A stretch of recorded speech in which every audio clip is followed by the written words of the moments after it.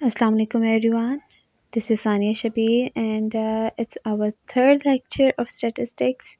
In the previous lecture, we have studied types of probability and types of events and some important properties of probability. And in this lecture, we are gonna discuss distributions, type of distributions, and some of discrete distributions. There are basically two types of distributions: discrete distribution and continuous distribution. सबसे पहले हम पढ़ेंगे कि discrete distribution क्या होती है। Discrete distribution हमारे पास वो डिस्ट्रीब्यूशन होती है जिसमें हम लोग सिर्फ सर्टेन वैल्यूज़ ले सकते हैं, जैसे कि इंटीजर्स 0 1। हम इसमें डिस्क्रीट डेटा लेते हैं।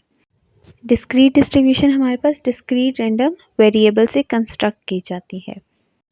अब जैसे कि हम लोग एग्जांपल ले लें, distribution of the number of defects in the printed circle board would be discrete distribution.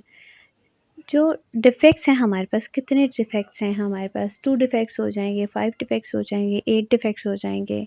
तो ये एक डिस्क्रीट रैंडम वेरिएबल्स हम लोग इसमें ले रहे हैं, तो ये हमारे पास डिस्क्रीट डिस्ट्रीब्यूशन होती है। जैसे कि नीचे आप ग्राफ में देख रहे हैं तो अलग अलग बार हैं and each bar is not connected with the next bar, they are disjoint bars. देख रहे हैं आप? ठीक है, तो ये हमारे पास डिस्क्रीट होती है जिसमें एक सर्टेन वैल्यू होती है, जैसे कि इंटीजर्स हमारे पास होते हैं। अब है हमारे पास कंटिन्यूस डिस्ट्रीब्यूशन। कंटिन्यूस डिस्ट्रीब्यूशन वो डिस्ट्रीब्यूशन होती है जिसमें हम लोग कंटिन्यूस स्केल पे मेजर किए हुए वेरिएबल्स की प्रोबेबिलिटी डिस्ट्रीब्यूशन लेते हैं और उस डिस्ट्रीब्यूशन को हम कंटिन्यूस डिस्ट्रीब्यूशन कहते हैं। प्रोबेबिलिटी डिस्ट्रीब्यूशन किसकी? कंटिन्यूस स्केल पे मेजर किए हुए डाटा की, उसे हम लोग कंटिन्यूस डिस्ट्रीब्यूशन कहते हैं। कंटिन्यूस डिस्ट्रीब्यूशन जो है, इसमें जो डाटा होता है वो वैल्यू ले सकते हैं एक सर्टेन लिमिट के दरमियान।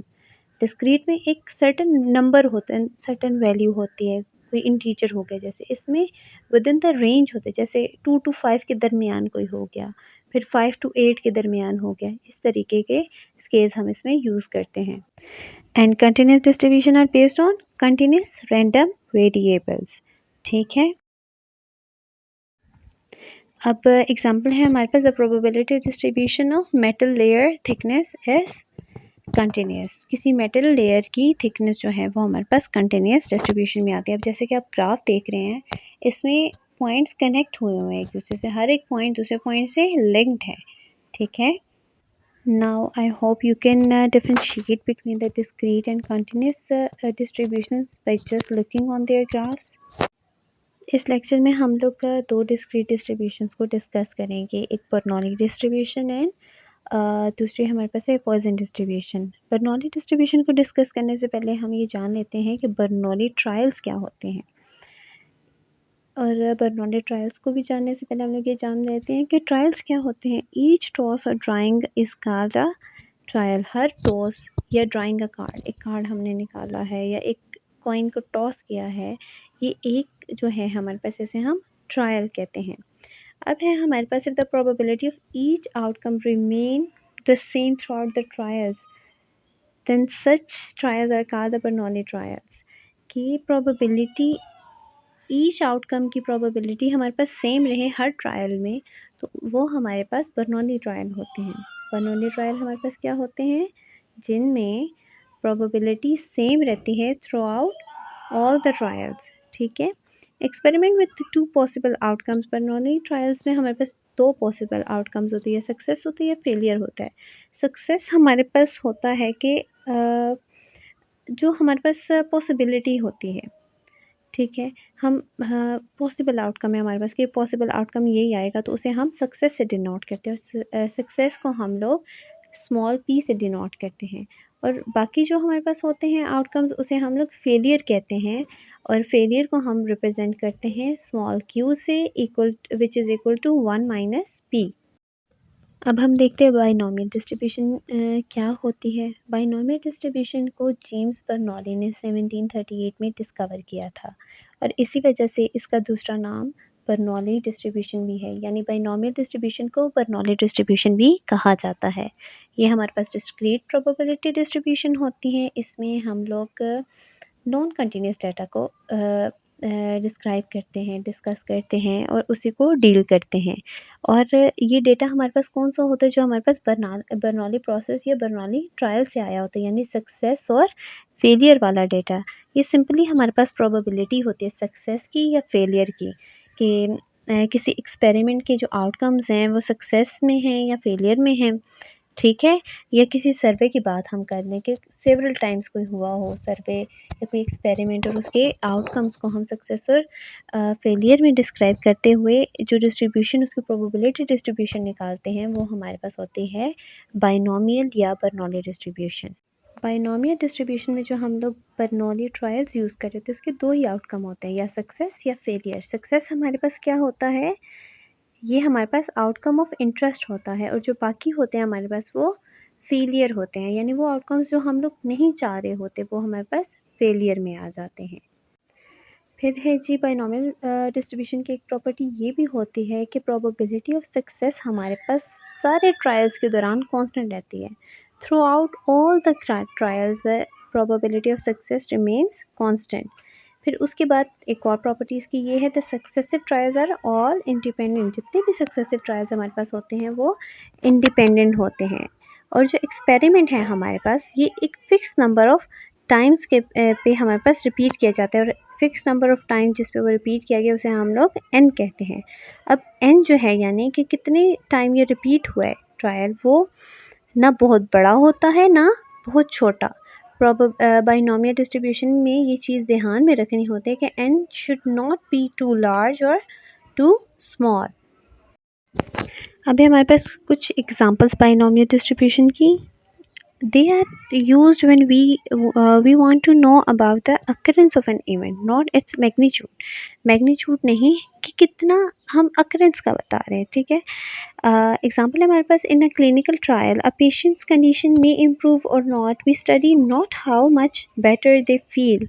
हम लोगों को इस चीज़ से कंसर्न नहीं है बाइनोमियल डिस्ट्रीब्यूशन को कि वो कैसा फील कर रहे हैं, बस ये हमने देखना है कि कितने पेशेंट्स जो हैं हमारे पास रिकवर कर गए और कितने पेशेंट्स रिकवर नहीं कर गए। इसी तरह एक एम्बिशियस पर्सन है, हम ये नहीं देखेंगे वो कितना एम्बिशियस है, हम ये देखेंगे कि कितने पर्सन हैं, वो कितने बंदे हैं जो एम्बिशियस हैं हमारे पास। इसी तरह क्वालिटी कंट्रोल में नंबर ऑफ डिफेक्ट्स देखते हैं हम लोग।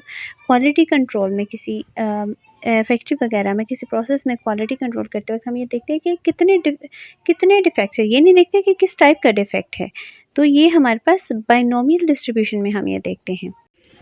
अब है बाइनोमियल प्रोबेबिलिटी डिस्ट्रीब्यूशन का फार्मूला। दो फार्मूले होते प्रोबेबिलिटी बाइनोमियल प्रोबेबिलिटी डिस्ट्रीब्यूशन को फाइंड करने के लिए। एक है हमारे पास probability of capital X is equal to small x is equal to NCX into P of X into Q of n minus x. अब इसमें जो मैंने बोला है NCX आप डायरेक्ट कैलकुलेटर से भी फाइंड कर सकते हैं।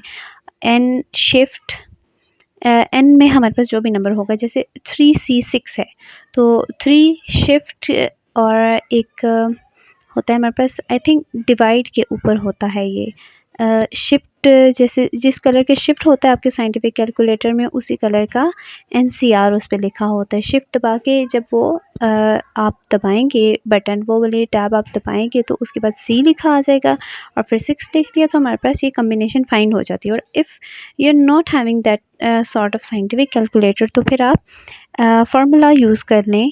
N6 का फार्मूला हमारे पास होता है n factorial divided by n minus x का होल फैक्टोरियल इंटू x का फैक्टोरियल, ठीक है। और दूसरा फार्मूला हमारे पास होता है q plus P whole n is equals to q of n plus NC1 q of n minus 1 into p plus NC2 q of n minus 2 into p square plus up to so on to pn। ये एक series हमारे पास आ जाती है, ठीक है। अब इसमें ये जो सारे हम लोगों ने n यूज़ किया है, q यूज़ किया है, p यूज़ किया है, x यूज़ किया है, ये क्या है? n हमारे पास होता है नंबर ऑफ ट्रायल्स और x हमारे पास होता है नंबर ऑफ सक्सेसेस डिज़ायर्ड और p हमारे पास होता है प्रोबेबिलिटी ऑफ सक्सेस और q हमारे पास होता है 1 माइनस p यानी कि प्रोबेबिलिटी ऑफ फेलियर, ठीक हो गया। अब है हमारे पास area of application of binomial distribution. Common uses of binomial distribution include quality control. Industrial engineers are interested in the proportion of defectives. Quality control में यूज़ होता है, इंडस्ट्रियल इंजीनियर्स यूज़ करते हैं, मेडिकल स्टूडेंट्स भी use करते हैं। Medical में कैसे यूज़ होता है कि सर्वाइव किया या डाई, एक पेशेंट है वो अपनी सिकनेस के बाद सर्वाइव किया है उसने, या वो फोर्थ हो गया, ही डाइड। ओके। और फिर दूसरा है हमारे पास, जैसे मिलिट्री एप्लीकेशंस में भी यूज़ होता है, हिट और मिस। हिट हो गया टारगेट या टारगेट मिस हो गया, इसमें भी हमारे पास बाइनोमियल डिस्ट्रीब्यूशन यूज़ होती है। अब है हमारे पास एक एग्जांपल है बाइनोमियल डिस्ट्रीब्यूशन की। An event has a probability p is equals to 3/8. Find the complete binomial distribution of n equal to 5 trials. हमारे पास ट्रायल्स कितने, नंबर ऑफ ट्रायल्स 5 है हमारे पास, और प्रोबेबिलिटी ऑफ सक्सेस यानी p हमारे पास है 3/8। अब हमारे पास p है, इसे हम लोग q फाइंड कर सकते हैं। q हमारे पास क्या होता है 1 माइनस p। अब हमारे पास p भी आ गया, q भी हो गया, n भी हो गया। अब जो दो फार्मूलाज ऊपर बताए हुए हैं उनमें से किसी भी फार्मूला में आप ये पुट करें वैल्यूज़, और आप इससे फाइंड कर सकते हैं। और याद रखें n इक्वल टू 5 है हमारे पास, तो 0 1 2 3 4 5 सारे ट्रायल्स में चेक करना है। ठीक है, जो दोनों फार्मूलाज हैं उसमें आपने पुट करके देखते जाना है। फिर उसके बाद आपके पास 0 ट्रायल, 1 ट्रायल, 2 3 4 5 सब ट्रायल्स की जब आपके पास वैल्यूज़ आ जाएंगी तो आपने उसे इस तरह टेबल में लिख लेना है। अब हमारे पास mean, variance and standard deviation of binomial distribution. Mean होता है बाइनोमियल डिस्ट्रीब्यूशन का हमारे पास mu is equals to N P. Standard deviation होता है sigma is equals to under root N P Q. And variance हमारे पास होता है sigma square is equals to N P Q. ठीक है, सिग्मा जैसे हमने पहले ही मैंने बता दिया था स्टैंडर्ड डेविएशन होती है, और म्यू हमारे पास मीन होता है, और वेरिएंस हमारे पास सिग्मा स्क्वायर यानी स्टैंडर्ड डेविएशन का स्क्वायर लिया तो अंडर रूट ख़त्म हो जाता है। अब है हमारे पास पॉइजन डिस्ट्रीब्यूशन। जैसे हम लोगों ने बाइनोमियल डिस्ट्रीब्यूशन पढ़ा वैसे एक डिस्ट्रीब्यूशन होती है पॉइजन डिस्ट्रीब्यूशन, जो हमारे पास डिस्क्रीट डिस्ट्रीब्यूशन की एक टाइप है। ठीक है, अब हमारे पास Poisson distribution. Poisson distribution was given by Simon Denis Poisson in 1837। ये हमारे पास प्रोबेबिलिटी डिस्ट्रीब्यूशन होती है रेयर इवेंट्स की अकरेंस की, जो बहुत रेयरली होती हैं। फिर क्या चेंज है इसमें और बाइनोमियल डिस्ट्रीब्यूशन में कि इसमें हम एक कुछ इंटरवल देते हैं, यूज सम इंटरवल और we randomly choose some unit of time.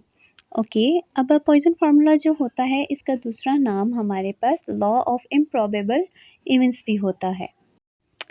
अभी कुछ प्रॉपर्टीज़ हैं पॉइजन डिस्ट्रीब्यूशन की। Counting the number of time a success occur in an interval. इसमें हम लोग नंबर ऑफ टाइम काउंट करते हैं जिसमें सक्सेस अकर होती है एक स्पेसिफिक इंटरवल में। ठीक है, probability of success is same for all intervals of equal size. Equal size के जो इंटरवल है उनके लिए प्रोबेबिलिटी ऑफ सक्सेस सेम रहती है as it was before in the it was same in the binomial distribution we have read before. Okay, number of successes in one interval is independent of the number of successes in the other interval. एक interval में कितने number of success है ये दूसरे को influence, दूसरे interval में जितने नंबर ऑफ सक्सेसेस है हमारे पास उस पर डिपेंड नहीं करता। प्रोबेबिलिटी ऑफ सक्सेस हमारे पास प्रोपोर्शनल होती है इंटरवल के, और इंटरवल जो होते हैं हमारे पास ये ओवरलैप नहीं करते। एक प्रॉपर्टी ये कि ओवरलैप नहीं करते, यानी अगर 3 to 5 है तो अगला इंटरवल 5 to 6 नहीं होगा, हमारे पास 6 to 7 हो जाएगा, 6 to 8 होगा। और हर इंटरवल में अकरेंस की रेंज हमारे पास 0 to इन्फिनिटी होगी। रेंज हमारे पास क्या है 0 to इन्फिनिटी। पॉइसन डिस्ट्रीब्यूशन का फार्मूला क्या होता है, F of X is equals to P of capital x is equals to small x which is equals to mu of X into E of minus mu divided by X का factorial. Okay, इसमें हमारे पास mu क्या है mean, ठीक है, और ई हमारे पास बेस ऑफ नेचुरल लॉगरिथम, एक हमारे पास फिक्स्ड कांस्टेंट है जिसकी वैल्यू क्या होती है 2.718, ठीक है, और एक्स हमारे पास जैसे भी हमने बात की 0 to इन्फिनिटी होता है, 0 1 2 up to so on to infinity, लेकिन माइनस नहीं होता। These are positive values. In some books author used lambda instead of mu. Lambda हो या म्यू हो, हमारा जो है मेन कंसर्न ये है वो है क्या हमारे पास मीन है, ये दोनों हमारे पास मीन को रिप्रेजेंट कर रहे हैं। अब एक एग्जांपल हमारे पास एग्जांपल है हमारे पास, let x be the Poisson random variable indicating the number of viruses found on a notebook per week. अब फाइंड हम लोग कैसे करेंगे? प्रोबेबिलिटी ऑफ हम लोग फार्मूला लगा लेंगे, probability of capital x is equal to small x which is equal to e की power minus mu into mu की power x divided by x factorial. इसमें अब हम लोग पहले एक्स की वैल्यू 0 पुट करेंगे, 1 2 3 4 5 6 7 सारे पुट करेंगे हम लोग, ठीक है। फिर फार्मूला में पुट करते करते वैल्यूज़ निकालेंगे, फिर ये टेबल बना लेंगे और इसका हमारे पास समेशन जो होगा, सम होगा हमारे पास, सम ऑफ प्रोबेबिलिटीज़, वो हमारे पास 1 आ जाएगा। There are 7 days in a week, तो 7 तक हम लोग निकालेंगे, ठीक हो गया। अब नेक्स्ट एग्जांपल हमारे पास है, कैलकुलेट द प्रोबेबिलिटी 2 और less than 2 viruses will be found per week, कि पर वीक में हमारे पास 2 या 2 से लेस फाइंड होंगे। यानी अब हमें एक रेंज दे दी है कि x इज लेस देन और इक्वल्स टू 2, या 2 होगा या 2 से लेस होगा। तो probability x equals to 2 find करेंगे, x equals to 1 and x equals to 2, जो कि हमने पिछले में फाइंड किया हुआ था, तो मैंने उसी को यूज़ करके इसमें पुट करके वैल्यू फाइंड कर ली है। प्रोबेबिलिटी हमारे पास आ गई है। अब हमारे पास कि पॉइजन डिस्ट्रीब्यूशन हम लोग यूज़ कहाँ कहाँ करते हैं? पॉइजन डिस्ट्रीब्यूशन हम यूज़ करते हैं एक्सपेक्टेड रेट फाइंड करने का, to model the number of expected calls per hour. Call centre वाले कि एक आवर में कितनी कॉल्स आई हैं किस नेटवर्क की। फिर customers that come in the restaurant per day, एक दिन में एक रेस्टोरेंट में कितने एवरेज, कितने एक्सपेक्टेड जो हैं हमारे पास कस्टमर्स आए हैं या आएंगे। फिर वेबसाइट होस्टिंग कंपनीज़ जो हैं वो एक्सपेक्ट करती हैं कि इतने जो हैं हमारे विजिटर्स आएंगे वेबसाइट पे। फिर कस्टमर्स बैंक रप्टिसेस पर मंथ। फिर नेटवर्क फेलियर पर वीक, एक वीक में कितनी दफ़ा नेटवर्क फेलियर हुआ है। ये सब पॉइजनस, इस सब में हमारे पास पॉइजन डिस्ट्रीब्यूशन यूज़ होती है, ठीक हो गया। आई होप आपको हमारा आज का लेक्चर समझ आया होगा कि पॉइजन डिस्ट्रीब्यूशन क्या होती है और बाइनोमियल डिस्ट्रीब्यूशन क्या होती है, और डिस्क्रीट डिस्ट्रीब्यूशन और कंटिन्यूस डिस्ट्रीब्यूशन को आप डिफ्रेंशिएट भी कर सकेंगे। नेक्स्ट लेक्चर में आपको मैं कंटिन्यूस डिस्ट्रीब्यूशन का बताऊँ। आई होप आपको आज का लेक्चर समझ आ गया होगा। Thanks for watching.